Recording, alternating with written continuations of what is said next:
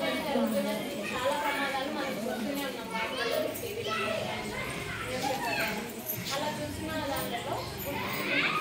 స్పర్శ స్పర్శ అనేది మనం తేడాలను గుర్తించి వాటికి దూరంగా ఉండడమే మనం అవి చూసుకోవడం వల్ల మన అవన్నీ దానిపైన ఆ రెండింటిపైన అవగాహన కల్పించడమే అలా కల్పిస్తేనే మనకి ప్రమాదాలు జరగకుండా జాగ్రత్తలు చేసుకొని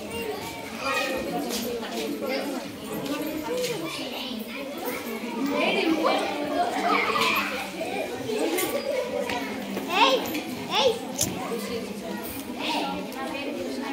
మీరే తీసుకుంటారు. మీరు ఎంత మెల్లగా చెప్తే ఎట్లా కింద రాలేదా?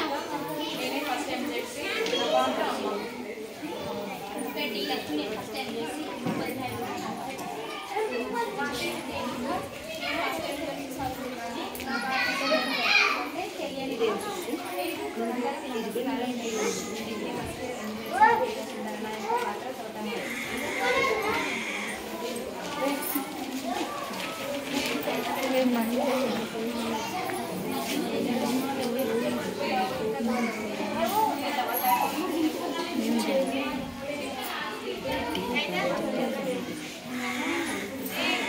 ఏమంటారు అమ్మ లేస్తుంది కాబట్టి దీన్ని ఏమని చెప్తారు గుడ్ టచ్ అని చెప్తారు అమ్మనే కాబట్టి గుడ్ టచ్ అదే వేరే ఎవరైనా లేపి ఎక్కడ పడితే అక్కడ మూసుకోవడం అలా చేయడం వల్ల దాన్ని బ్యాడ్ టచ్ అంటారు దీన్ని మంచి స్పర్శ అని అంటారు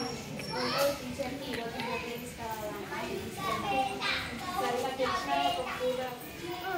తోటమాలికి తన దగ్గర తీసుకెళ్తాను అంకుల్ ఈరోజు మా స్కూల్లో ప్రోగ్రామ్ ఉంది మా టీచర్ని మమ్మీ రావాలంటాను